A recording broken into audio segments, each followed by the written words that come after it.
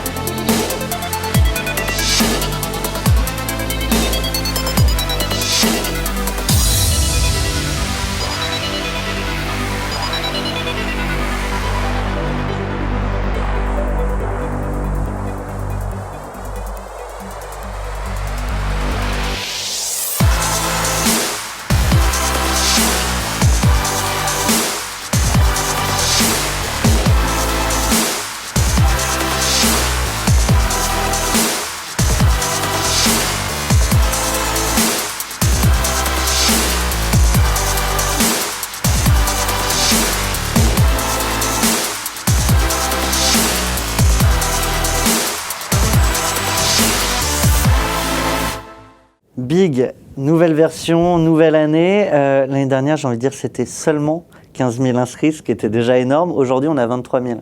23 000 inscrits, absolument, pour les 25 et 26 mai prochains à l'accord Hôtel Arena, qui va regrouper en fait autour d'innovation, mais pas seulement, les petites et les grandes entreprises. En fait, comme vous le disiez à l'introduction, ça va être la méga teuf de la niaque, la fête de la French Fab, de la French Touch et de la French Tech.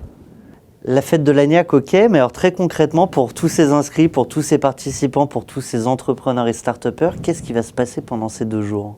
Alors, c'est la grande fête des révolutions industrielles. Les patrons de PME, on va en faire des héros. C'est un message qui parle en fait au peuple français, au peuple de France. En France, vous savez que vous avez à peu plus d'1 million de TPE et il faut leur parler. C'est des gens qui sont, comme les start-upers, qui sont épris de liberté.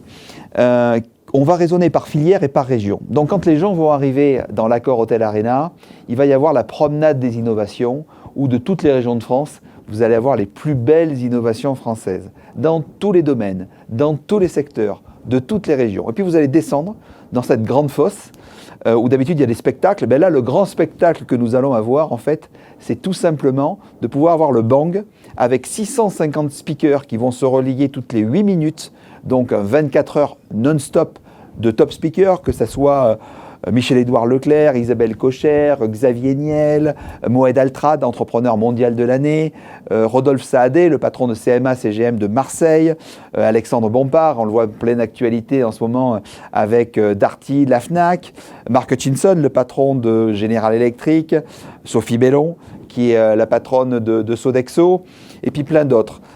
Donc là, vous allez avoir ce Bang. Vous allez avoir également 13 endroits, plus un, bien entendu les DOM, donc nos régions françaises, dans lesquelles vont être présents à la fois vos partenaires et nos amis de la presse quotidienne régionale, mais également tous les chargés d'affaires, et également tous les entrepreneurs qui se disent aujourd'hui, par exemple, je suis à Marseille et j'ai envie de développer du business à Lille. Ben, on va passer tout simplement dans un espace très aéré d'une région à une autre. Donc tout ça, c'est possible.